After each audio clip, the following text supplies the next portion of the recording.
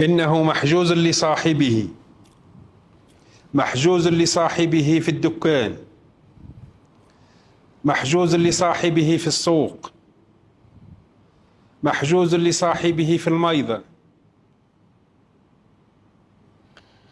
السلام عليكم ورحمة الله. وعليك السلام ورحمة الله.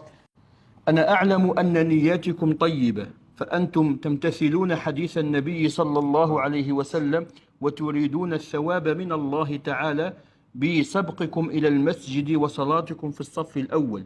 فقد قال صلى الله عليه وسلم: لو يعلم الناس ما في النداء والصف الأول ثم لم يجدوا إلا أن يستهموا عليه لاستهموا، أي بمعنى يصنعون قرعة بين الذين يزدحمون على الصفوف الأولى من الذي يصلي في الصف الأول، وهذا دليل فضل رب العالمين والثواب العظيم الذي رتبه الله تبارك وتعالى لمن يصلي في الصف الأول.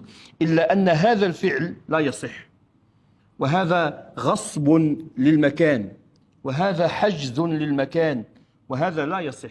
فالسبق من سبق بجسده إلى المكان، لا أن يسبق بمفتاح أو يسبق بتقية أو بمرفع أو بسجادة. ففعلك هذا أيها الحبيب فعل خاطئ، وهو مخالف لهدي النبي صلى الله عليه وسلم.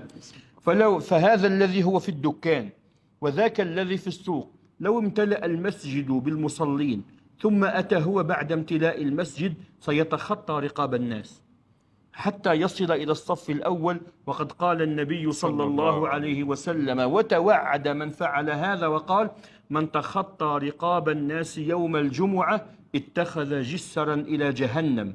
فهذا الفعل لا يصح أيها الحبيب، فلا يجوز ولا يصح وهو منكر أن يحجز المسلم المصلي مكانا في المسجد أبدا، ولا يصح لصاحبه أن يحجز له مكانا وهو في بيته أو في دكانه أو في تجارته.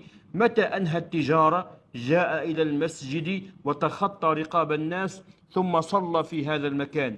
ولا يصح أيضا ولا يجوز أن يمنع الإنسان إنسانا آخر يصلي بدعوى أن المكان محجوز.